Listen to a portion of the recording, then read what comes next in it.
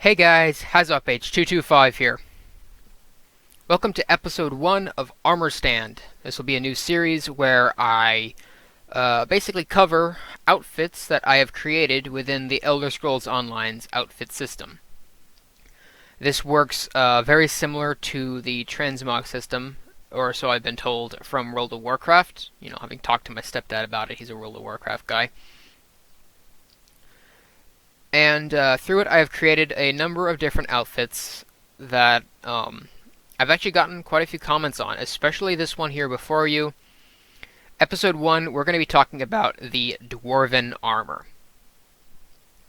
And just to clarify, this is nothing to do with the Dwemer in Elder Scrolls lore. This is more typical fantasy dwarf, such as Lord of the Rings or World of Warcraft, something along those lines. And I've actually been told, that this build works quite well. It evokes the feeling of looking at a Dwarven warrior.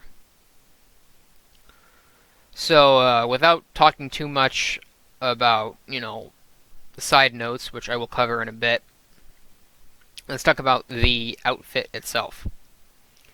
So, starting off with the boots, we have the Trinimac Sabatons. These are by far the thickest boots in the game. They are extremely good for making almost any character's feet look very armored and, a lot tougher than some of the other styles in the game. They can be found, or all the pieces you're going to see here in Trinimac style can be found in the Hrothgar DLC's daily delve quests from Morkul's Stronghold. So just to keep that in mind. Moving up, we have the legs. These are the Skinchanger greaves. Now, I really like Skinchanger greaves for this because it creates that sort of like chain/scale mail sort of battle skirt that would protect the wearer's legs against slashing attacks. At least that's what I think they're for. And it kind of reminds me of something along the lines of perhaps the Hobbit and the Dark Iron Dwarves. I believe some of them had similar chain skirts that wore around down their legs. Which is what I've been going for here. You'll notice I have no girdle equipped.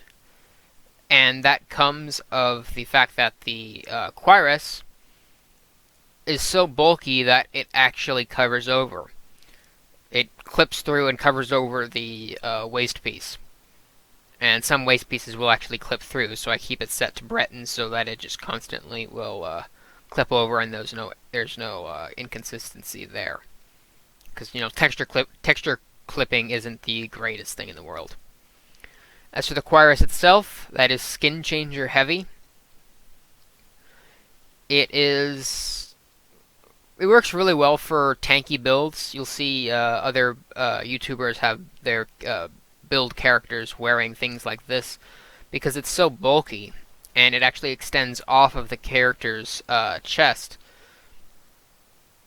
So it makes for a much more sort of stocky and wide sort of look, which is what I really, really like about it.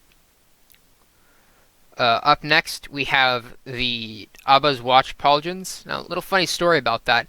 The Albus Watch Pauldrons float. Like, they float off the character a lot. And that used to drive me batty, because I couldn't find anything that looked good with them, because they floated so much that it was just like, how do I even make this work? And you can see they still float. They still float a ridiculous amount.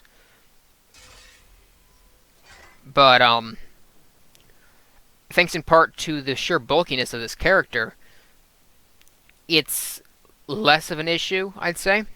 It looks better on this character than, someone who's wearing a Breton chest piece, because most of the other cuirass chest pieces in the game are a lot more player model huggy, so to speak.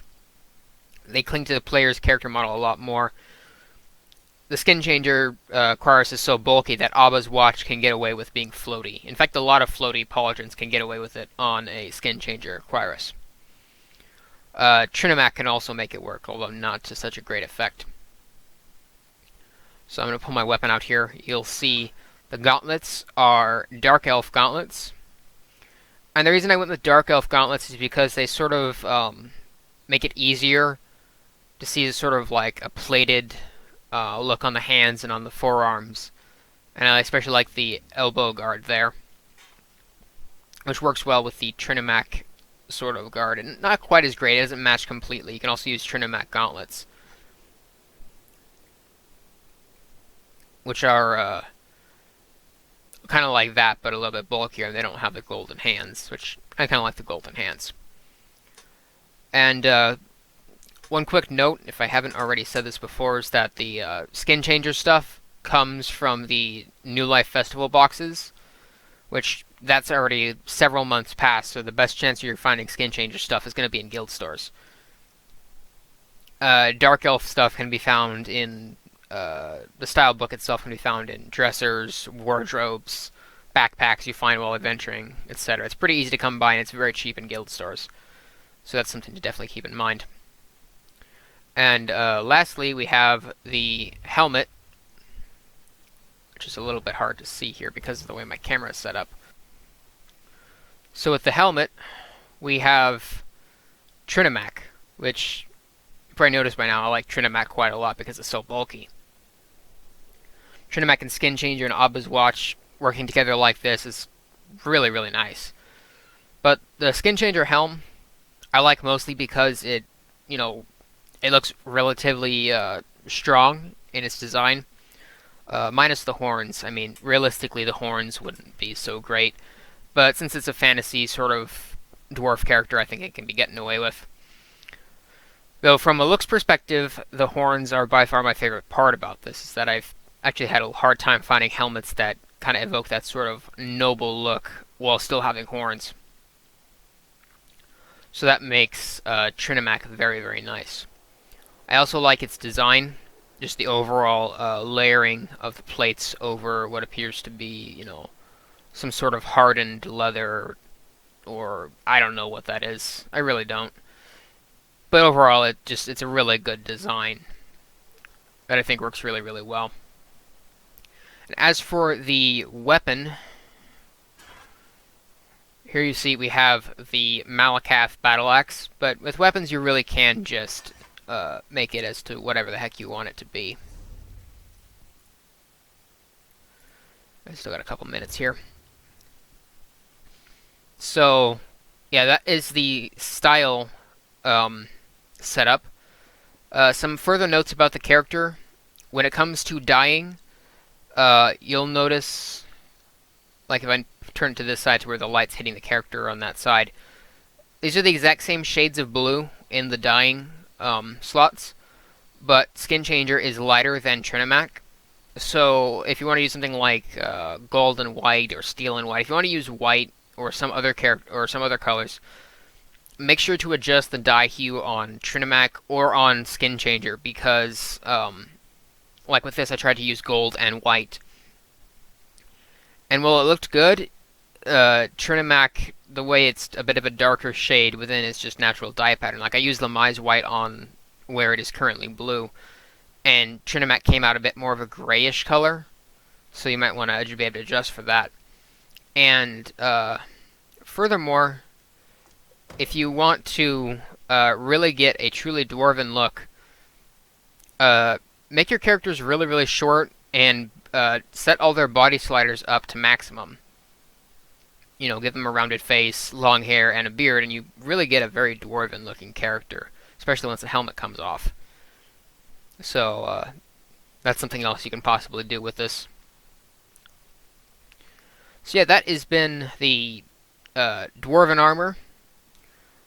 I want to thank you all for watching, and I hope you enjoyed it. If you did, maybe leave a like, leave a comment, and I've got more stuff in the works, so hopefully this won't be my only upload this month.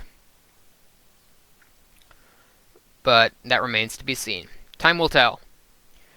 Anyways, thanks for watching, and I will see you guys in the next video.